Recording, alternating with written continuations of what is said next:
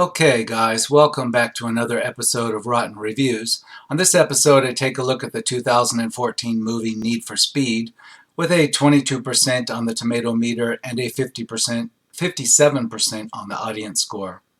Is it rotten? Well, yeah, it's rotten. Plot-wise, illogical. Story-wise, theme-wise, it doesn't really have a theme. It doesn't really go anywhere. Despite all the cars in a hurry to go to the finish line, it doesn't actually go anywhere story-wise that attempts to give you a message or leave you feeling something special. This is simply a video game adaptation done in the very basic way, but done fantastically well as far as the car racing aspect.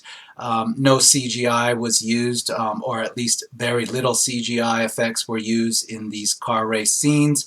This was all done with practical effects and real cars. It's very impressive in that regard, very unusual considering that most films would use all CGI to do this type of stuff. It is very entertaining as being a car movie, particularly if you're somebody that wants to see the main character just drive the hell out of a souped up Mustang. It accomplishes that goal quite well. This movie does have Michael Keaton in it, just as kind of a radio announcer type voice. And very briefly in a visual capacity, kind of a cameo appearance. Otherwise, this is just straight up racing, avoiding the cops and avoiding a villain who has, for whatever illogical reason, he's got helicopters to pursue the protagonist and etc. Lots of exotic sports cars, lots of cars get wrecked and sound like cars. But yes, if you enjoy the Need for Speed video game premise, then just if you go into this as wanting to see it on film, it's great, it's fun, complete popcorn time waster. But if you go into this looking to find a real movie theme, a story, a plot that leaves you with some kind of feeling by the end of it to give you a rush, you're not going to get that. That's why largely this is a rotten movie, because just as a movie, it is rotten. It fails. Now, certainly it deserves the 22% critic score. Nothing unusual. A critic would have nothing really good to say about this film-wise. Audience score, I'm surprised it's, not quite up to 60%. It could have crossed into being not rotten, but it's fair to be rotten. I would say it's accurate. Like, I wouldn't put this lower than 57%, and I wouldn't be rubbed the wrong way if this were to turn, fresh or to just barely get out of being rotten. It wouldn't be offensive. It would be okay because this movie is not offensively bad in any way. So let's see how it's held up in 2019. It's been 5 years since this was released. We have a 5-star review from November of 2019. If you expected a deep intellectual plot going into this movie, you're an idiot. The action scenes are amazing, and they used as little CGI as they could. Well, I'll agree with that. Not that you're an idiot, but, some people might have expected some kind of plot that was workable. There really wasn't nothing that was emotionally gripping. So I disagree, 5 stars too. My star rating, I would put this at 2.5. I would put it at 3 stars if it just did have a little emotional impact to the ending, but it didn't. It had Michael Keaton at the ending more prominently, but yet it didn't use him for anything other than mostly his voice. So it's kind of odd and a little bit disappointing in that regard. I would have given this a solid 3 stars if the ending had something to it, if it had been impactful, but no, it pretty much just ends with the main character driving up at this lighthouse at this end point in the race where Michael Keaton was sending his radio transmissions from, and that's it. There wasn't really a point to it, or the movie did present a revenge plot of sorts at the beginning, that he wanted to get his revenge against the antagonist for something that happened in a previous a race where somebody had been killed. However, how he was going to get the revenge by winning the race, that isn't clear. He does win the race, but there's no revenge or any kind of emotional payback that he delivers to the antagonist. So it's kind of a failure in that regard. Otherwise, I would have given this a 3-star rating. We can move down. We have a 4.5-star rating. Aaron Paul is brilliant. Well, That's just an Aaron Paul fan, I guess. I mean, Breaking Bad, yes, he was brilliant. He can do all the things an actor is supposed to do. He proved that in Breaking Bad, no question about it. It's as though he drove right out of Breaking Bad and into this, but in this, he's got like a deeper, more masculine, tough guy kind of voice that he's putting on. I don't know if this is closer to his regular voice or not, because in Breaking Bad, he came off as more of a high school kid. I don't know if that's closer to the real Aaron Paul, his portrayal of Jesse Pinkman, or this version in Need for Speed is closer to what he's really like. I don't know. Maybe they're both not accurate to who he is, voice wise and whatnot, demeanor wise. But in this, he is different than his character in Breaking Bad, which surprised me. He comes off of as much more of an adult and more of like an action hero type here. He doesn't feel like Jesse Pinkman at all, which I'm surprised, because that literally does mean he's a good actor. He hasn't been typecast, and he could go on to more successful things. So in any case, I still wouldn't give this 4.5 stars just for him. I think 2.5 stars because it needed something a little more emotional. It needed a little more meaning to make this on its own as a movie a 3-star movie. So it isn't even 3 stars. 2.5 stars. Rating 56 out of 100. Aaron Paul does the best with what is given to him. Despite a generic script with generic scenes, Paul shows that he is the real deal and can be a shining gem in anything he decides to star in. I'll largely agree with that. Now, I haven't seen him in other things. I mean, I'm not going to say he's fantastic just based on seeing him in one other thing besides Breaking Bad. So until I see him in something else notable, I'm going to say, well, don't, oversell him quite yet. 3 stars, more entertaining than I expected it would be. Yeah, I agree with that. Not the 3 stars, but I expected this as a video game adaptation, and as somebody who had played the original Need for Speed when it was new and several of the other ones on console and PC, I expected this to be a complete shit show. Because that's what happens with video game adaptations. I expected it to be a cringe-worthy, completely rotten shit show, and it wasn't. It was actually enjoyable, and it was an actual attempt to get the video game feel of the thrill of all these exotic cars racing, and it was not bad. It's watchable. 4 stars. You know what? This movie always catches so much heat from everyone, but honestly, it's a fun watch. The cars are nuts. There's cars, trucks, planes, and helicopters even, cop chases, and the whole nine. The race at the end is awesome, and there's even some cool special guest appearances. The movie is emotional, and Aaron takes his role very seriously, which brings a level of dimension to it. You all can hate it if you want, but I really enjoyed it. The music was a treat as well. Yeah, I'll agree, not with the 4 stars, okay, but I agree largely with this. It's one of the best video game movies out there. There are very few that aren't just complete shit shows and just defile the original game in every way. This one doesn't have a gripping story, but at least it gives you the car action, which is what the purpose of the video games were. The video games didn't have like stellar cinematic sequences in them either, at least none of the ones I played. So I think it did a very good job. I was quite surprised. 1 star, probably one of the worst movies I've ever seen. If it wasn't for Imogen Poots, I would have turned it off after 15 minutes. Aaron Paul is terrible, the script is terrible, and wondering why Michael Keaton would accept this role, avoid it like gas station sushi. I disagree. Yes, I can see where the reviewer's coming from. If he thought he was going to get some 3.5 star epic blockbuster, then yeah, he should have known this is a video game adaptation. I'm surprised his expectations were so high, because everybody that's over the age of 30 has very low expectations for video game adaptations. Really, it's only gotten worse over the years. 1 star. The movie was heavily Gambo, and Rise of the Guardians was better. I don't get the references, and I don't agree. This movie's a solid 2.5 stars. 0.5 star. The only person in the world that likes this movie is Jay. I don't know the reference. I can guess, but it's not relevant. 4 stars. Very good. The soundtrack and the history, very, very beautiful. Yeah, the cars are beautiful. Again, no CGI, at least very little. Those are real cars racing. Now, they could be fake kit cars, I don't know, right? But they are real cars.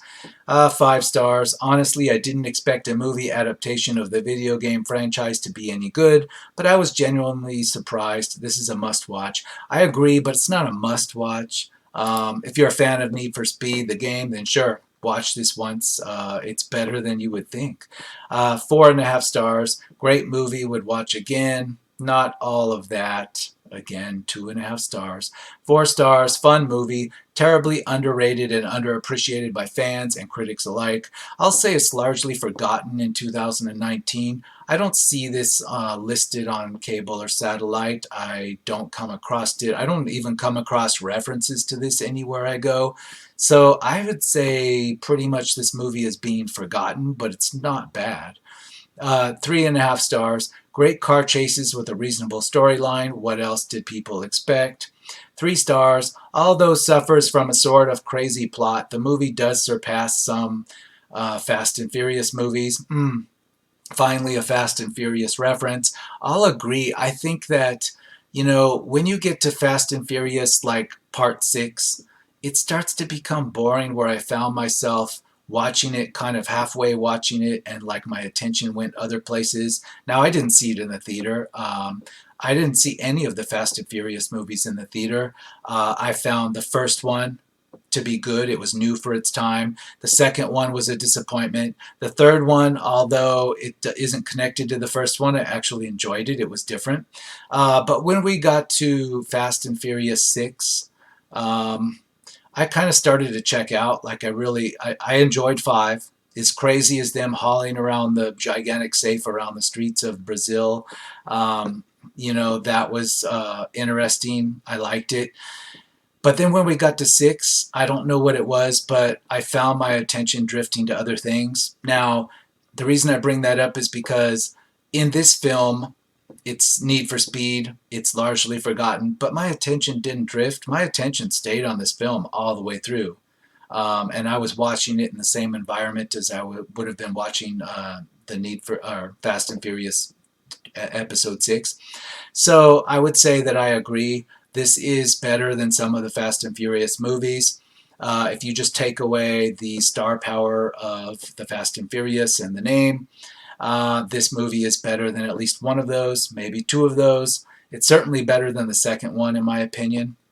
So I agree with that, but I don't feel this reaches 3 stars. It's not funny enough, it's not crazy enough, and it's not emotional enough in any regard in the ending to get a solid 3 stars from me. So let's move on. 5 stars. The movie is better than it is given credit for. The games themselves revolve around the player character that loses his car, someone close to them, and has to be the #1 racer to get revenge. The movie itself has a good plot that is characterized by the game's mainly Need for Speed Carbon. The movie also has beautiful effects and cool driving action scenes. I don't know about finding all that plot in the games. I don't recall. I haven't played every game, but I don't recall any of the games having this big movie type plot. And the first game, just to be honest, the first game is just flat out presented as a driving simulation.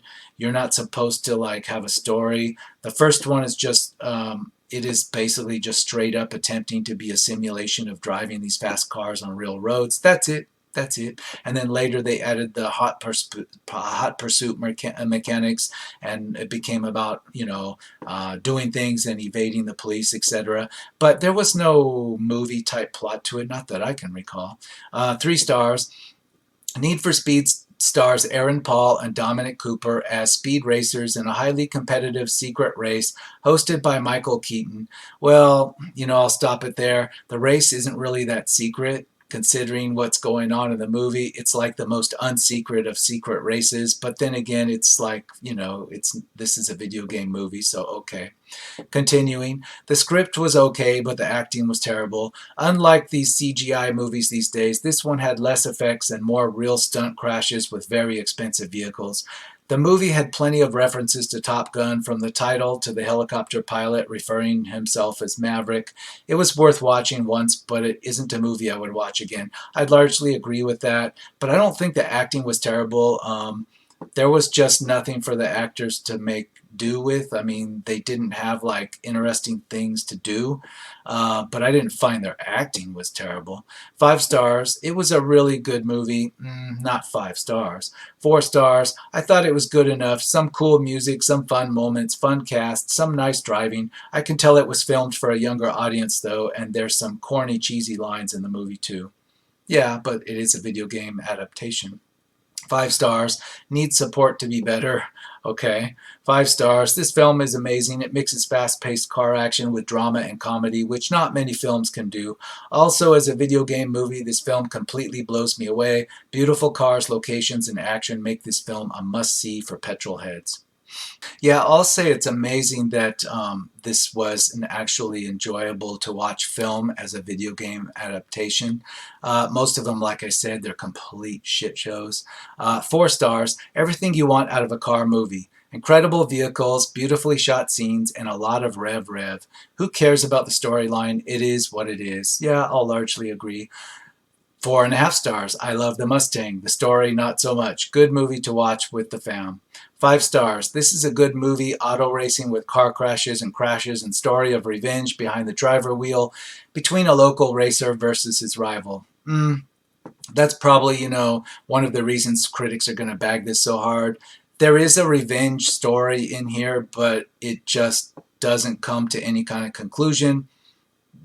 And it doesn't make sense that the protagonist feels that he wants to get revenge, and by somehow winning a race he'll have his revenge. That doesn't make a lot of sense, especially when the incident that is making him want to get revenge involves the death of somebody close to him. That doesn't add up. That's why, critically deserves to be rotten.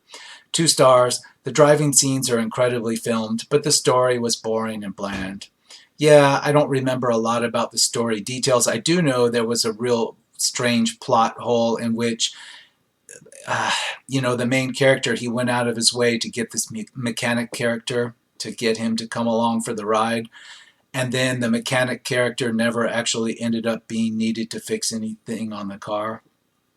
It was pointless. It just was a way to have something happen in the story. Again, that's another reason why, just critically, the film it deserves to be rotten. 4 stars. I was taken to see this movie basically against my will. I had zero expectations. I was pleasantly surprised how entertaining it actually was. Now, it is a true guilty pleasure I watch every 8 to 12 months or so. Yes, it has stock characters and is imperfect indeed, but it also has roaring engines, lots of speed, loads of action, filming in downtown Detroit, my hometown, fine acting from Aaron Paul, and just plain delivers 2 hours of simple fun escapism. Isn't that what movies should be all about? Yeah, but not up to 5 stars, but I can see because you got some cool locations you wanted to see. Okay, but again, no, this doesn't quite hit 3 stars. Half a star, somebody really didn't like it. 3 stars were in August of 2018. I'll give a neutral. I enjoyed it as a movie, 4 out of 5, with great soundtrack, good plot, and action scenes worth the 130 minutes, but sometimes it just feels unrealistic. As a Need for Speed movie, it shouldn't exist. If they named it something else, the reviews would be better, I think. Good point. I'm not sure on that one. If they had named it something else, no, it probably would have, financially, it would have done worse at the box office because you wouldn't have got that connection to the video game franchise. And then, I don't know, I think the loss at the box office would have hurt more than having this titled as something else. So I disagree on that one. It's unrealistic, yeah, but then so is Fast and Furious. Anything involving like some kind of secret auto race across the country, whether it's Cannonball Run or it's Fast and Furious or whatever it is, right away your realism goes out the window. That's like, it's like complaining about realism in a Transformers movie. The title is Transformers, so if you buy the ticket and you were expecting realism, you've got some serious issues, right? So I disagree. 5 stars. A lot of reviewers on here come at it from a movie perspective and probably never played the game. The fact is, there are a metric ton of subtle references and nods to the actual game franchise. The way it's adapted is brilliant. The plot is cliche, they say, and yet it's engaging and entertaining. Is this not the purpose of a movie? The stunts are outstanding, the characters are believable, believable, and it had me rooting for the hero, even though it's a movie. I've seen it twice, and so I already know who wins. Yeah, okay, I'll go along with that. Somebody that's like actually played all of the games, maybe, as the games continued, maybe there are like plot threads that match what's going on here. So I'll take your word for it on that. Again, I can't give it 5 stars because it needs to be more emotional. There should have been something emotional. There should have been an emotional reward at the end of this, and there really wasn't. So that's why I can't give this a solid 3 stars. 3.5 stars, not English. 5 stars, underrated, best car movie, way better than Fast and Furious. No, I'll disagree on that. There are Fast and Furious editions that are better than this movie in a lot of ways. They have better story, they have emotionality, they have characters that you actually feel something for. So no, I disagree on that. Half a star. I hated the main character and was sort of glad when Pete bit the dust. It was the most boring macho fantasy I've ever seen. If you're not into fast cars and you weren't into the video game, then I can see that.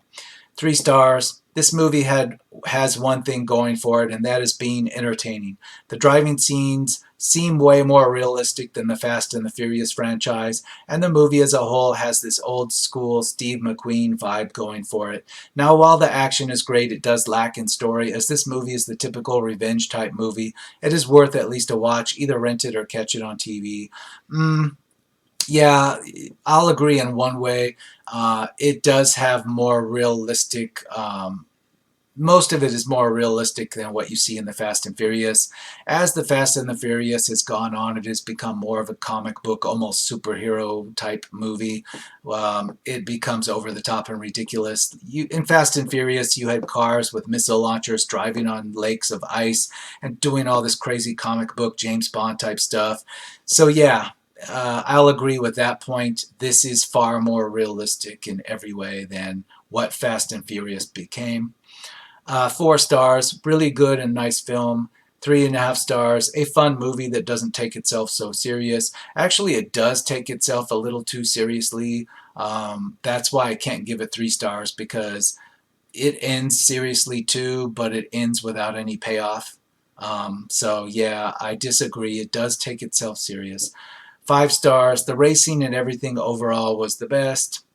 3.5 stars. The bad reviews are based on the fact this movie is called Need for Speed. It can be called anything else except for Need for Speed, and I guarantee it will be judged as a different movie. Preposterous plot. Doesn't almost every action movie or racing movie have a preposterous plot? Anyway, point is, I enjoyed this movie even more so than most of the Fast and Furious movies. I'm sure a lot of car people will feel the same. It's a good action racing flick, and the plot really is not that bad. No, I disagree.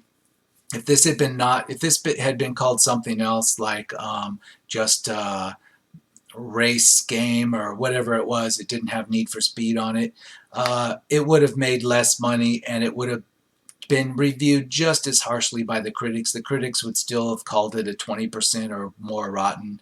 The audience might have enjoyed it the same. I don't think it would have changed anything, except the box office take would have been less initially. 3 stars. Simple plot with sort of a cliche story, but it's for sure enjoyable. Yeah, it's a cliched story, and it's not a satisfying story. It doesn't have a payoff at the end, so that's why I can't give it 3 stars. 1.5 stars. Need for Speed skids off the tracks. Based on one of the most successful racing game franchises, Need for Speed is better in the hands of a controller than a big game adaptation. Street racer framed, wants revenge, wants redemption, and joins a cross-country race, blah blah blah. We have seen this all before. Need for Speed recycles old racing movie ideas, giving us a bland and lifeless film adaptation. Now don't get me wrong, I'm all for car racing movies as long as they are well made. Again, they're talking about the revenge plot. Yeah, but that could have worked if it had a payoff, but it really didn't have a payoff at the end. That's why it didn't work.